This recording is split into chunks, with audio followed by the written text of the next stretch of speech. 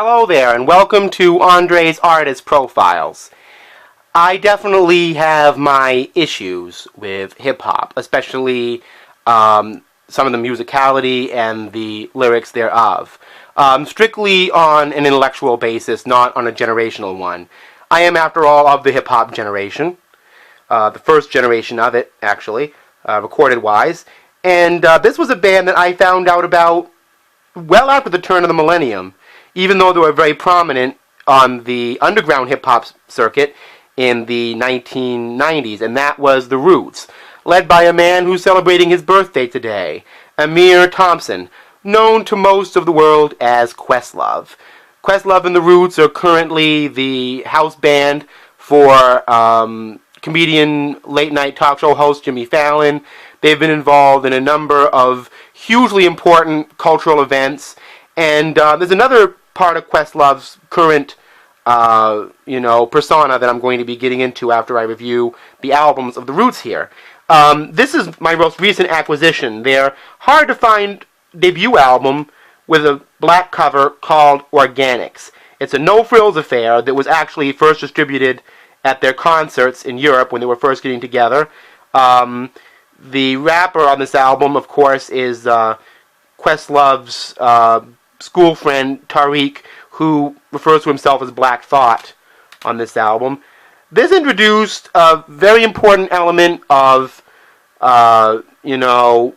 jazz-oriented live band hip-hop. It's a very unusual recording, even for a alternative, quote-unquote, hip-hop album. Very instrumental, very jazzy, and very psychedelic, as a matter of fact, and rather minimal as well.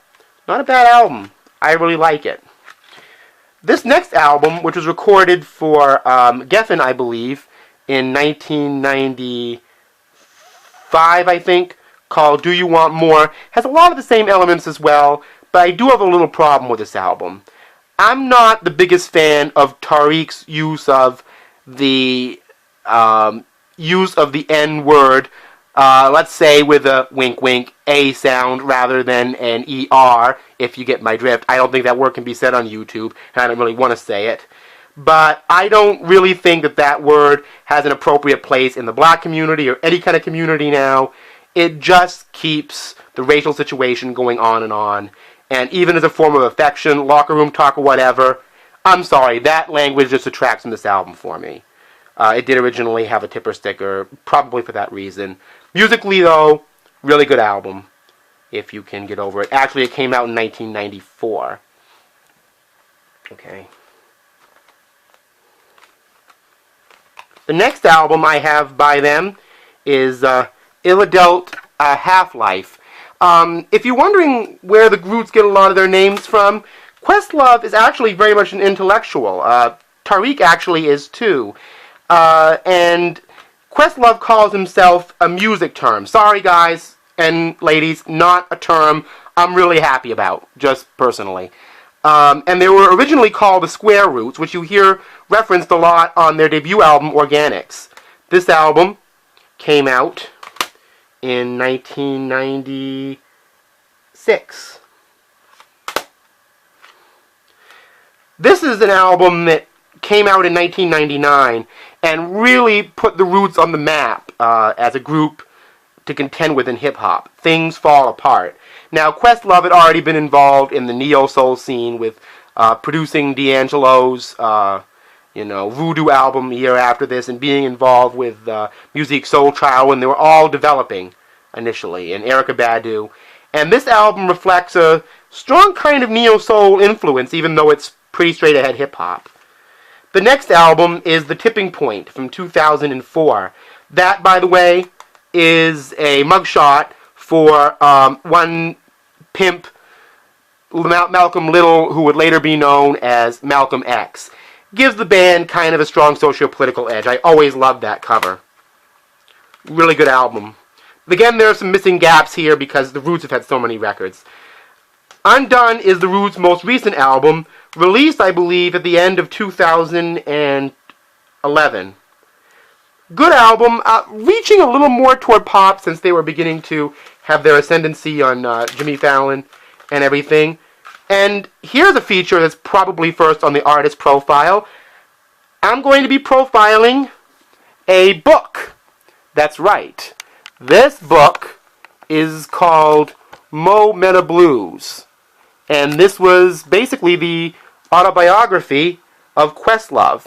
One of the things I love about this book, that was introduced to me by my friend Henrik Hopkins. Thank you, Henrik, for recommending this book, by the way. Give you a little shout out there.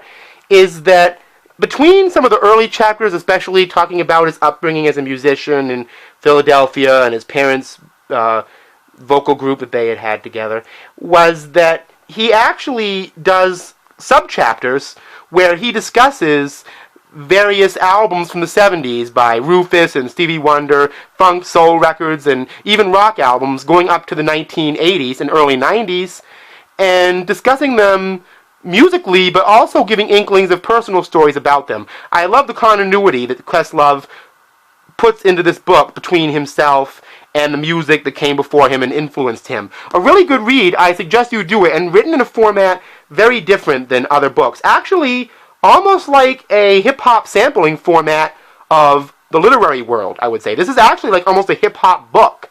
You know, not a cliche thing that you might write about, but actually a kind of a hip-hop book. So anyway, getting back to the roots of the matter, pun very much intended, here's what I have for the roots. And sorry about the tripod getting in the way there for a minute, but I request you out there, well, I ask all of you out there to seek out their music and look for this album in particular. It might be a lot of hunting for it, but it's worth getting. See you next time.